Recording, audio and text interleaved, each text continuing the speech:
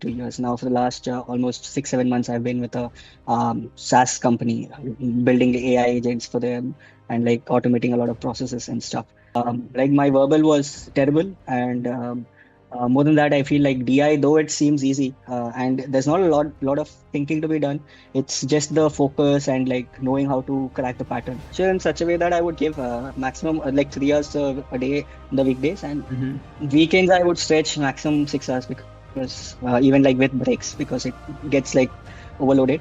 So I used to wake up at 4 and I used to study from 4 to like 6. I thought I will get somewhere around 7:05, 7:15 because my mocks went well. I got a 7:45 in my last mock. So I Mm-hmm. knew that I could get there, but somewhere in between around like my second section was DI and third was verbal. I just lost focus and like it was just a very weird place, right? You get one question and I ended up spending that one question and the entire exam after that was like painful. Be consistent. I think the curriculum is structured in a very good manner. I think if you can just split your time and maybe like take 2 to 3 months according to your level, maybe even four is fine. Mm-hmm. But be consistent, practice on a daily basis, and I would say focus a lot of time on figuring out why wrong answers are right. Don't be frustrated. Hi, Hi Gaurav, hi, how are you? good, good. How are you? I'm good, I'm good. Yeah, thank you so much for your time, Gaurav. Thank you for meeting me.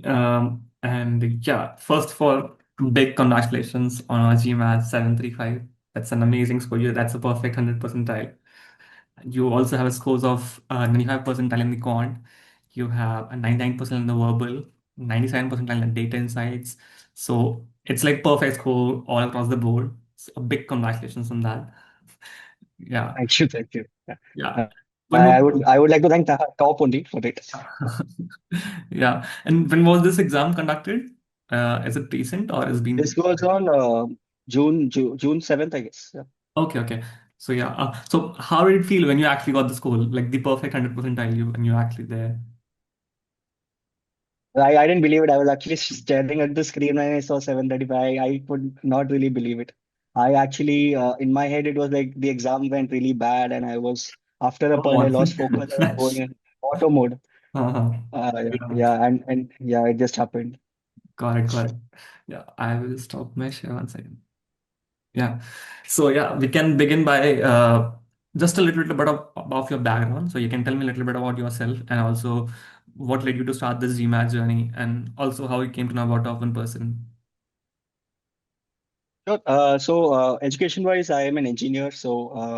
I graduated from IIT Guwahati in 2020. Post that, I have range of experience. I worked at Meesho in product management for 2 years. Then I went for the family business for another 2 years. Now, for the last almost 6, 7 months, I've been with a SaaS company, building AI agents for them and like automating a lot of processes and stuff.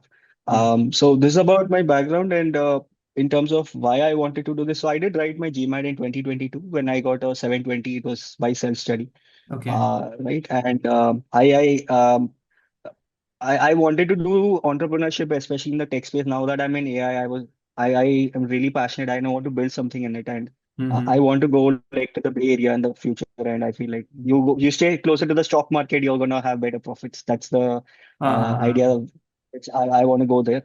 So yeah, I think for me, an MBA would be a sure shot way of like getting access to not only like the talent, but even they give incubation. They have a lot of resources for entrepreneurship and like VC connects, events. A lot of like the world, the ecosystem is like very supportive of exactly. like Yeah. new entrants and people who want to build. Mm-hmm. So yeah, so that's why I want to do an MBA, and I'm probably hoping I get somewhere in near the Bay Area. Mm-hmm. Got it. Got it.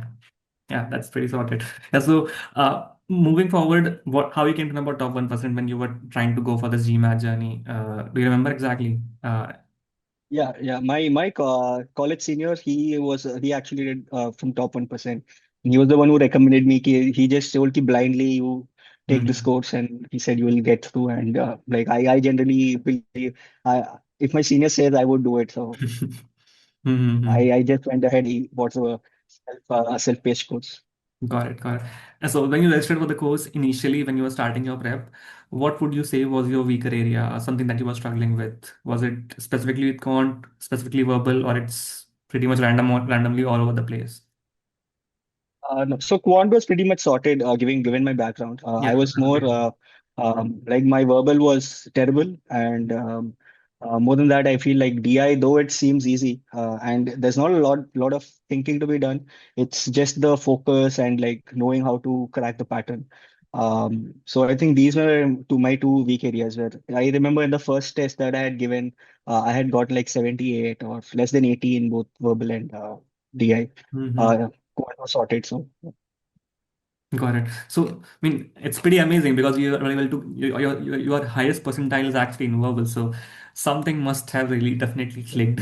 So, so when you were going through that process, and let's just go by step. So, in RC, what would you say was the breaking point that you were able to achieve? Okay, were you able to get the hang of the octave system, or you were using your own system? no, it was Octave. I think Octave was my savior because um, what happened was that while we were practicing, Mm-hmm. the level of question was like super difficult, and applying Octave to them like really internalized the entire system in my head. And when I went on the exam day, so or rather when I was doing even the GMAT official mocks, the essay seemed really simple compared to what we have done. And like even if there were cases where I don't understand the essay passage completely, this Mm-hmm. Octave would save me because just like I eliminate a lot of answers, and then you have two choices now. You can just quickly go and verify which of the two choices, and 80-90% that turns out to be right. Mm-hmm. So even in cases where the passage doesn't make sense, I think Octave really helped there. Yeah, specifically in those passages, I would say, Yeah, where it makes zero sense to actually yeah, yeah. combine everything. Yeah, correct, correct. And when it Yeah. comes to CR, was it a bit natural progression for you, or it took a bit of time to get the logic of the CR naturally? Yeah, CR was actually a bit difficult for me. In the initial, I would say 1 month, CR was actually going downwards instead of Mhm. like upward progress. I was really scared about CR. But again, like just constant practice and like just remembering those rules and like Mhm. the things like basically the assumption centrality technique for all the strength and weaken assumption questions. Okay. I think those like pointers and just ruthless practicing really helped me improve my CR. So compared with RC and CR was very weak. I would Okay. initially accuracy would be like 50-60%. Mhm. But towards the end, my CR got like super amazing. Okay. So when you're saying you were continuously practicing, so it was a bit of a long sitting, or you were just going much more in depth of solutions? Was it what, or was it both? I would say. So long sittings, not the 3 hour long sitting. I've done that only in the last 1 week of the test, Mm-hmm. but I made it a point to do one RC, 1 hour of RC, or rather one test of RC or one test of CR every single day. Okay. So it was just that regular, constant practice and that consistency, and of course, like I spent a lot of time on the wrong answers, understanding Mhm. what made that question wrong. So again, that reading that and understanding why that is happening itself helps internalize what might go wrong. That subconsciously, I realized later, subconsciously the correct answer just comes up. Like you don't really have to think that deep. It's just that by practicing subconsciously, it just gets coded in Yes, your yes, brain. yes. I think you can start even predicting answers after a certain point of time because you have done those sort of Yeah, logic yeah, scenarios in your head so many times. exactly. Yeah. Yeah. So Also, I feel like because of this, the yeah, sorry. yeah, yeah. Please go ahead. Please go ahead. Yeah, I'm saying because of this, the time that it took to complete a CR question reduced drastically. Maybe 1.5 minutes stops. 90 seconds was the maximum I could spend, which gave me more time to focus on RC. Mm-hmm. So this was one advantage. Correct. Yeah. So I also feel that way because in CR it's very difficult to consciously reduce your timing.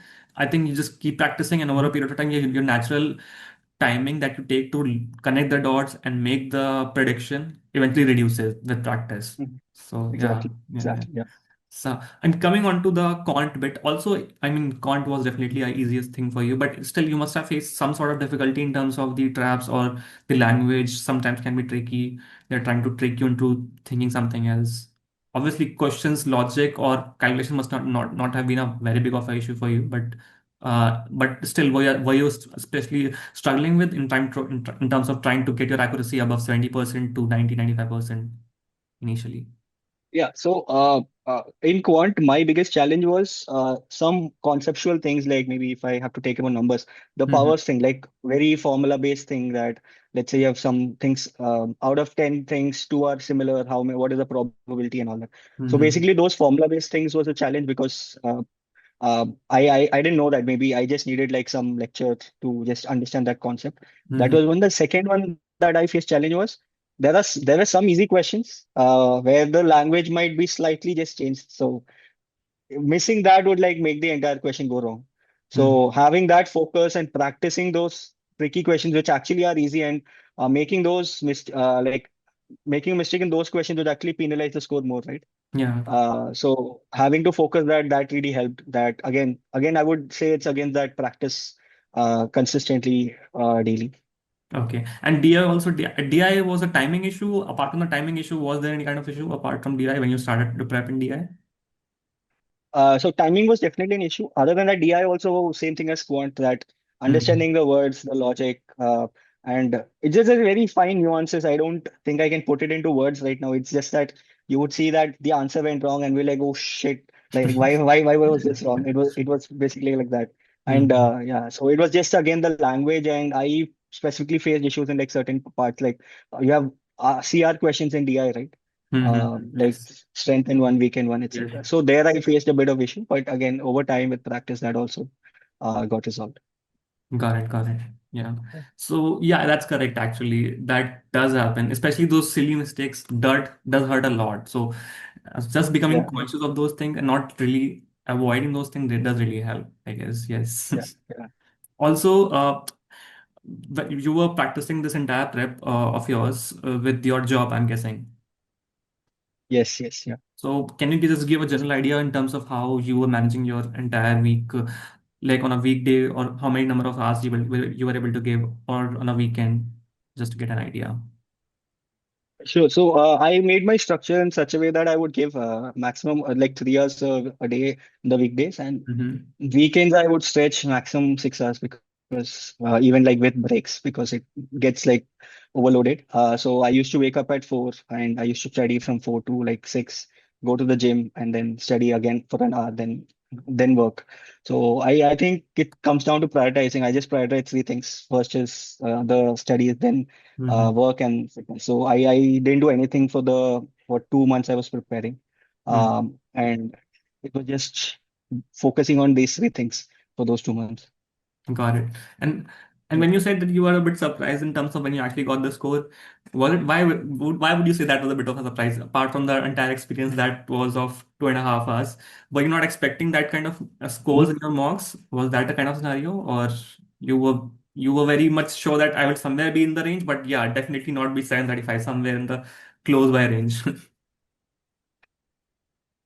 Uh, no, so I thought I will get somewhere around 705, 715 because my mocks went well. I got a 745 in my last mock. So I Mm-hmm. knew that I could get there, but somewhere in between around like my second section was DI and third was verbal.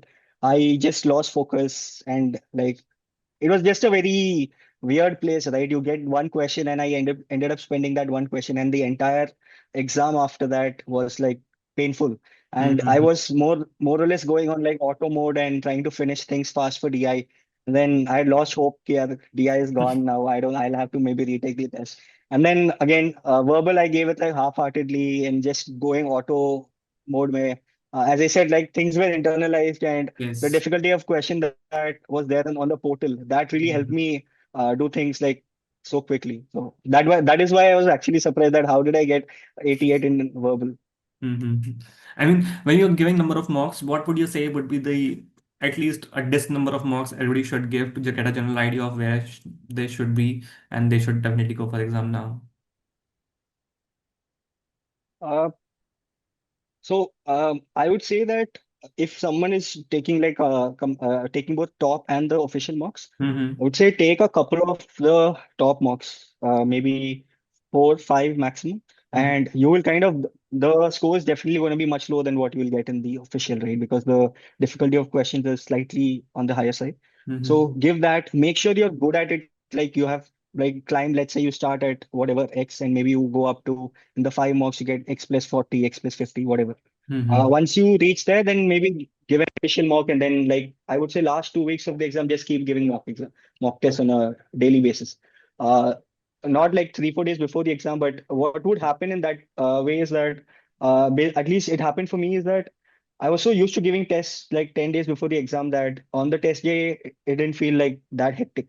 Like the Got it. stamina was built up, Mm-hmm. and yeah, so Got it. Got it. Yeah, that's understandable. And coming on to your exam day experience, when you actually did go for the exam, so it was in the center, right? Yeah, the exam. correct. Yeah. Yeah. So, was there any kind of irregularities in terms of the content that you were experiencing on the exam compared to what you have been practicing uh, from the material? Not really. I think everything was very similar to the material. Again, for RC, I would say that the passages in the material was way too difficult, and I was going with that mindset. But on the exam day, it was like relatively very easy from what I think we were practicing LSAT passages. Mm-hmm. So I didn't. I was just surprised there. Okay, it's that easy. Is this a trick passage? That was the thing that was going in my mind. Got it, got it. So it wasn't that much of a trouble in terms of the content, I Yeah, guess. Got it, got yeah, it. yeah. Okay. Yeah, since you're past this journey, any of the do's and don'ts that you would like to share to the future students who would be watching this video now or later into their prep, that okay, please do not do this or do not do that, just because something that you must have experienced in your own journey. Well, I think in terms of doing, I think it's pretty simple. Just be consistent. I think the curriculum is structured in a very good manner. I think if you can just split your time and maybe like take 2 to 3 months according to your level, maybe even four is fine. Mm-hmm. But be consistent, practice on a daily basis, and I would say focus a lot of time on figuring out why wrong answers are right. Don't be frustrated. Initial few, maybe 1 month, 1.5 months will be frustrating, but once you get the hang of it, which you will eventually if you're consistent enough, I think you'll just then you're on a roll.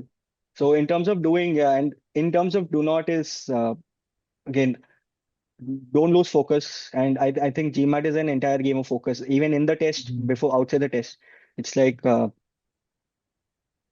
yeah, I was gonna say what nazar hati dudh ghatna ghati, something like that. Yeah. Mm-hmm. Yes, yes. You need to be absolutely focused for the entire time of the prep is what I feel. Yeah. Got it, got it. Yeah, that's accurate, correct. Yeah. Yeah, and moving on, what does future look like for you? Like, what are your plans as of right now?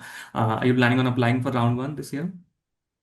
Yes, yes. I have started working on my applications. I'm like Mhm. shortlisting some schools, and hopefully we make it to a good school next year. Yeah, yeah, of course. Yeah, Bay Yeah, Area hopefully would love to have you. yeah. Definitely. Yeah, I guess Gaurav, this will be all for today. And thank you for sharing your journey. It was lovely meeting you, knowing about this journey, and I hope this will be very helpful, very much helpful for the future students. Thank you so much for your Thank you, time, thank you. and Yeah, have a good day. yeah. You too. Thank you. Bye bye. Yeah. Bye bye.